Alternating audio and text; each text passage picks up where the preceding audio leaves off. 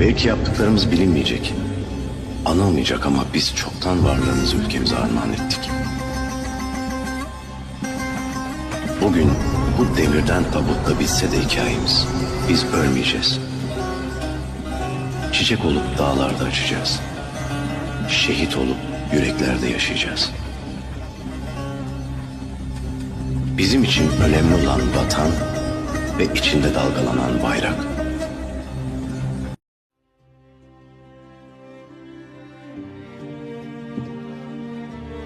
Ölüm kimseye yakışmaz.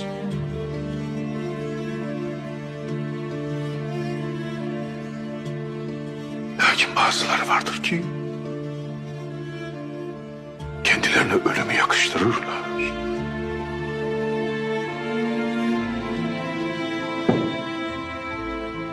Öyle güzel ölürler ki memleket için, bayrak için,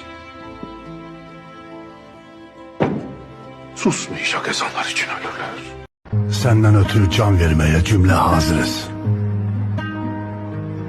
Senden ötürü kan dökmeye cümle kadiriz. Üç renkli bayrağınla mesut yaşa. Minlerle can kurban oldu. Sinen herbe meydan oldu. Hüququndan geçen asker her bir kahraman oldu. Sen olasan Gülistan, sana her an can kurban. Sana min bir məhəbbət, sinəndə tutmuş məkan.